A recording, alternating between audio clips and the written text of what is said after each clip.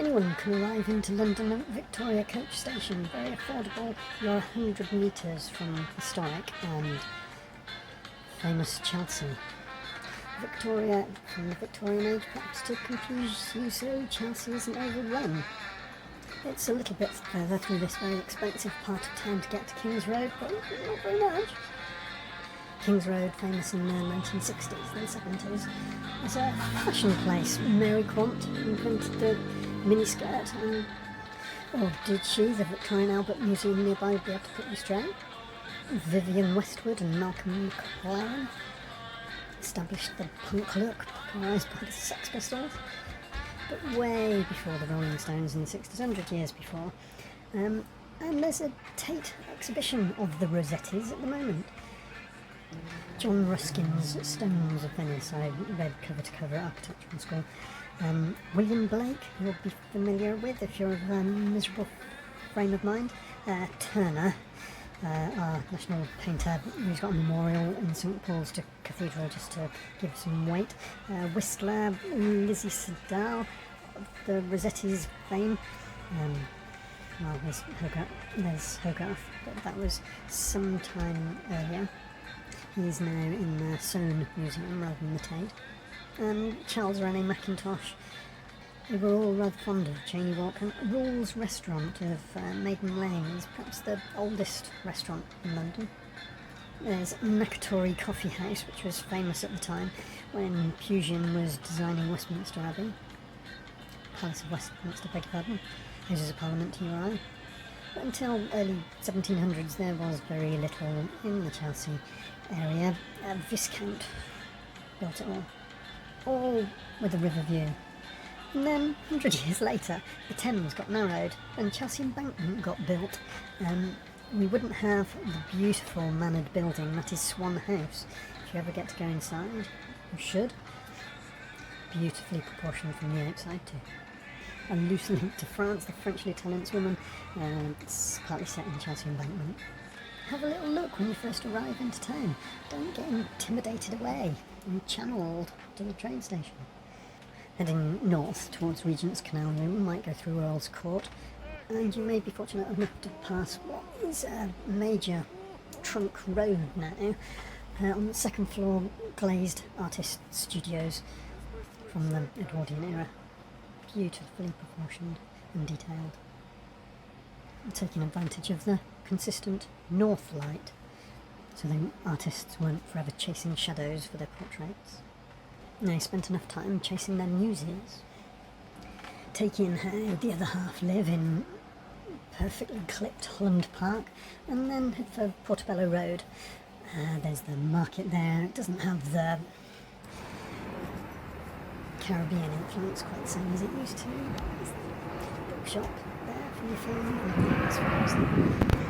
I suppose the long gone Julia Robbins. And then head for Maida Vale and join the Regents Canal.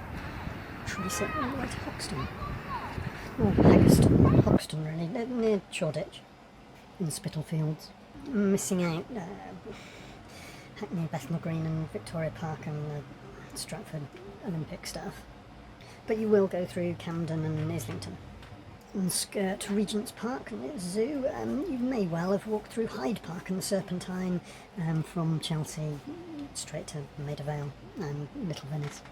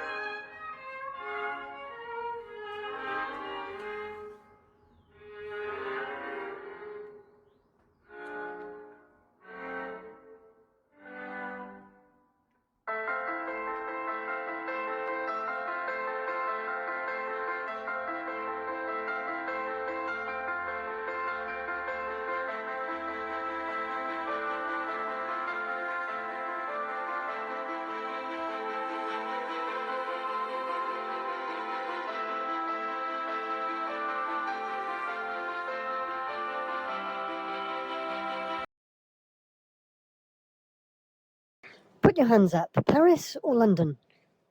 We could sort of end that debate there, because Paris isn't London, London isn't Paris. It may be superficially, if you're going to put your hands up, for Detroit. Is any of the American Motor City ULEV compliant? Does it have an electric vehicle only zone? Is it cycle friendly? I don't know. I'll have to look that up on the internet. Paris and London are increasingly pedestrianised and cycle friendly. A whole array of what used to be called Boris bikes in London. Different firms. London is vast compared to the much smaller Paris. Paris, perhaps you could argue, is prettier, or more densely pretty. Architecturally, most of the inner areas of both were the product of the same. The influence of the Italian Renaissance, grand tour, gentlemen and ladies travel culture, colonialism, slavery, and the reparations to the slave owners when slavery was abolished as a windfall. Colonialism found something new and made a mass market for it. With so many central London high-rise developments going up, residential development is much more intense than it was. I'm not sure that the adage that Paris is much denser than London still applies, really. It all started with the Docklands corruption. But high-rise, nothing like skyscrapers, just less than 27 stories. Le Périphérique and the M25, different zone enclosure completely. Closer would be the North and South Circular. This is now the ULEV zone. Not a clearly defined road at all. You can easily stray off and get the fine and kick yourself for it. Wimbledon, I suppose that's London, well outside. But you've got to be well connected, and you've got to get well connected. It was the same in 18th century, 19th century London, the same as it was when they moved. Grimshaw's Waterloo, got nice sunsets there apparently. Eurostar link to Paris from Waterloo to King's Cross. St Pancras, beautiful, expensive architectural gem built in Waterloo, free link. Urban regeneration necessarily there. Through London digging, refine the tools, and very necessary urban regeneration in King's Cross area. A horrible part of London, it always had been. But there's a certain spirituality to it. Queen Boadicea, our first freedom fighter against the Roman oppressors. Boudica, at a fording place across the River Fleet, a tributary to the Thames. She met her end in a battle and got buried with full honours at a druidic stone and yew tree nearby. Now, this was 2,000 years ago, give or take 500 years. We march on through the Middle Ages, the Plague, where women often benefited and inherited. 1700, the area is pretty much as it had always been. The monks from Rome that had come along in 500 AD to plant their own sort of flag of St Pancras, reinventing for themselves the sacred site of Boudica. St Pancras, he who holds everything. This was a 14-year-old boy that converted to Christianity and was killed by Diocletian because he wouldn't convert. Why Diocletian was so determined to convert this 14-year-old boy, I'm not too sure. The monks carried bits of the dead 14-year-old boy to London and founded a little abbey, and the little abbey's still there, and it's the oldest church in the area. Now, at the time, and forever since, there have been poor 14-year-old boys around that area, and girls. Always a little bit of a backwater. It was walking distance from Highgate, Hampstead, Kentish Town. Commuting towns, villages really, even in the 18th century, the 1700s. Like the fordable rivers of the Iceni people's age, and the age of the patron saint of children's church establishment. People used to walk through this country side area from their villages to London in a very fanned out way, not necessarily sticking to single roads. Then they were safer, they could see trouble coming a little bit more. They had their own trusted routes that they could take because it was troublesome. Country inns in this green belt had quite South Bank reputations. And then you got slum areas, favela type areas. A good place for a smallpox hospital or a fever hospital. Dirty industries like the Imperial Gas, Light and Coke Company opened, polluting paint manufacturing, refuse sorting, with those children of the area scrabbling over the tips, probably completely aware of the church, the patron saint of children nearby. An early act of regeneration, King George IV, what was happening in 1830 elsewhere in the world in America. Lots of people running around murdering each other and native peoples. Well, it was quite Wild West around King's Cross area still. The statue of King George was put up to try and improve the area. It was taken down a very few years later because it was just ridiculous. It was making the monarchy look seedy. Until the 1980s, it was prostitution, cheap prostitution and drugs, pilfering, theft and unorganised crime. The site of the first underground railway in the world, Euston Road Metropolitan Railway, cut and cover technique.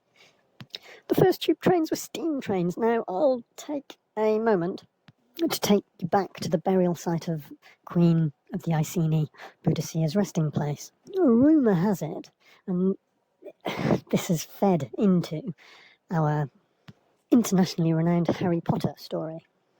While the books more or less describe Euston Station, it is under platform 9 that Queen Boadicea of the Iceni, Boudica, is buried. Platform 9 of King's Cross. There is supposedly a second British king buried in a car park, but you can read about that yourselves elsewhere. Paris had Haussmann knocking down slums and creating grand boulevards. London had John Nash, a prolific architect and master planner. He built Buckingham Palace, Regent Street and Marble Arch. Regents Canal is a less visited landmark of London that we are walking in this video. We're walking from Hoxton to Chelsea, or Chelsea to Hoxton essentially. I was talking about scale quite a while earlier. It's a day's walk. Pick a good day, but a very pleasant walk. Regent's Canal carrying timber, building materials and coal from the industrial north to King's Cross Station and back. It goes horizontally east to west across London. Fruit and marmalade, beer, bottled milk, grain, flour, ice from Norwegian glaciers to Carlo Gatti's. Low value items mostly, so a bit of commercial failure this Regent Canal to start off with. Picked up. The relocating the London-Paris link to where the train goes to the north of England, regenerating Manchester is much further ahead than the rail link. Around the coal drops yard, there's a number of canal basins because this was the loading and offloading centre. Plimsoll of the Plimsoll line boat fame did a canal barge viaduct here. A harsh winter freeze of 1962-63 froze the canal solid, nothing could move, everything moved to the roads, and trade never returned. People do live on their barges along the Regent Canal. It is pleasure craft. Most of them are holiday homes, some Airbnbs, a few you pay the mooring rate and you buy your length and width that your mooring will be allowed. Some moorings temporary, some permanent. From Chelsea there are large, Richard Branson's Virgin used to have a barge on the Thames. It's a short walk, more salubrious, very urban, to Notting Hill and Little Venice. I say short walk, you've got a fan of routes to take through central London. Chelsea to Notting Hill and Little Venice. You can rent little motor launches to take you along the river. Navigate all the canals, but the locks of the canals, the locks are quite time consuming. The longest, quietest stretch is down the bottom of Regents Park Zoo, where there are some palatial houses right on the canal side that are something to behold in the centre of a very expensive city. We're walking along the towpath, where shire horses, big heavy horses, would have pulled the barges initially, and then they went off to diesel motors after steam. Men would have lain on their backs and legged it through the tunnels, pushing on the walls. King's Cross Coal Drop Yard is more towards the hippie Hoxton end of our walk. Master plan largely by Allies and Morrison. I used to work for them directly. And Heatherwick has done the most obvious arty part. And Samsung are the magnet draw for the footfall. At the Samsung store, not quite the same draw as Apple in Covent Garden, but you get the opportunity to sit in one of those Formula One racing cars and be thrown around doing any circuit you choose in the world. For free. This might seem like a bit of a leap now, but I'm going to go to hedge monkeys and soap dodgers, hippie traveller communities out in Bath and West Country Wessex.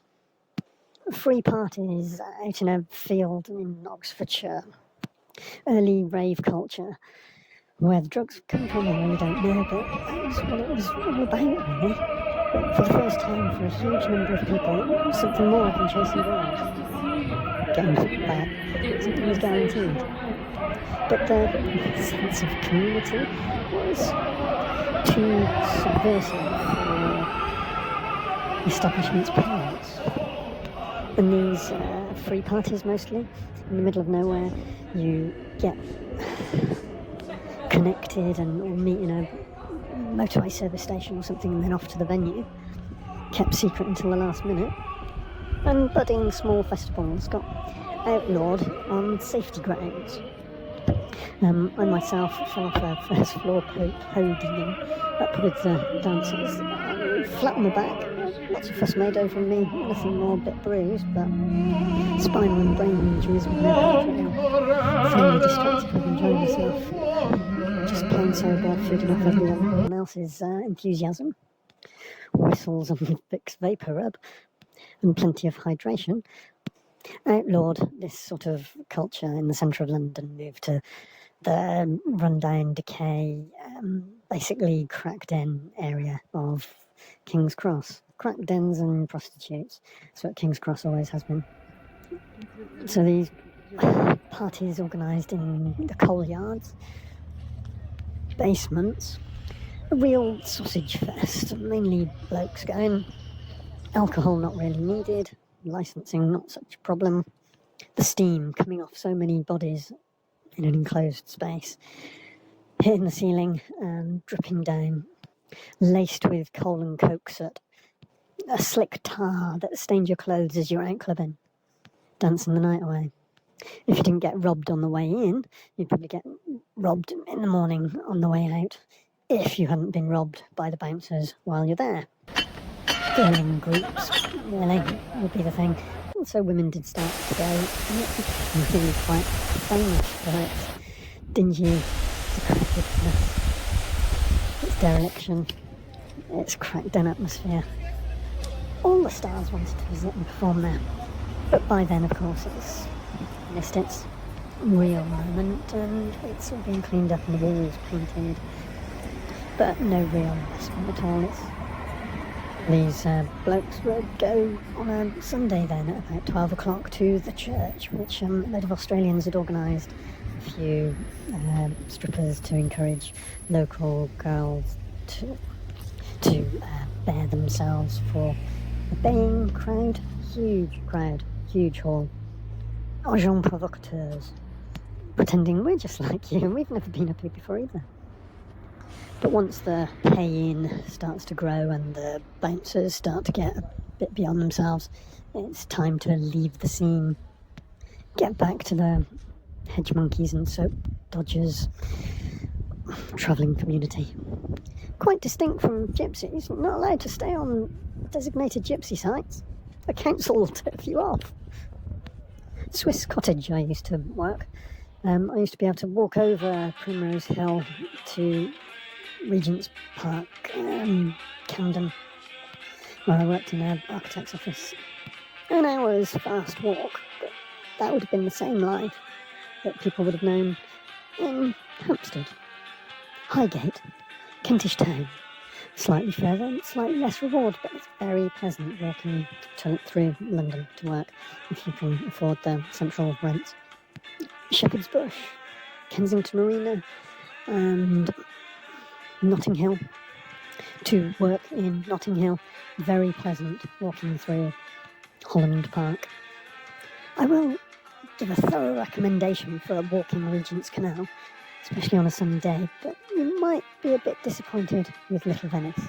There's not a lot in the way of entertainment or food as such. You have to take a little bit of a detour, unless you're going when Notting Hill Carnival is on, of course.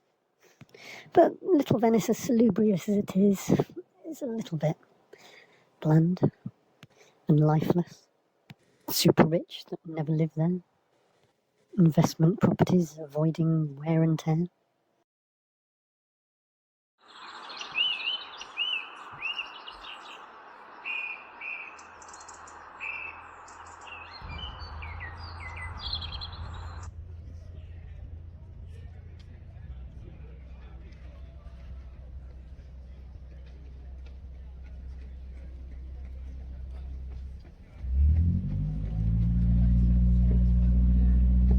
You've got to get well connected. It's not just build a canal, build a railway, build a road, and the business will come.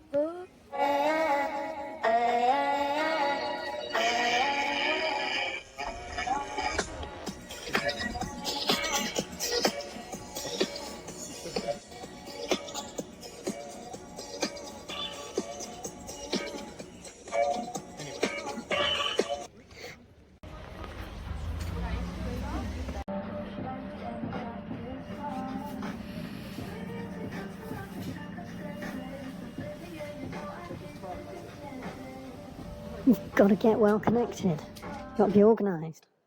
Someone you can rely on that's not going to rip you off. You need to know what you're buying, that there's no adulteration.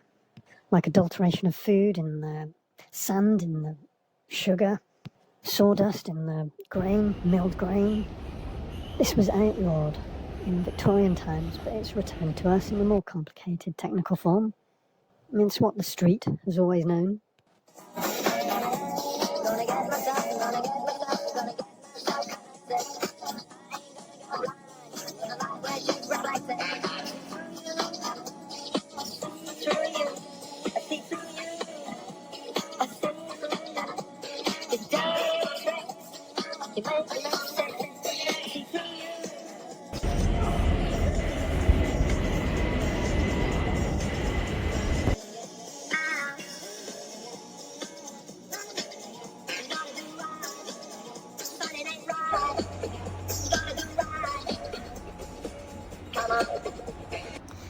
Like and subscribe. Go to the Patreon version so you don't have to hear the adverts.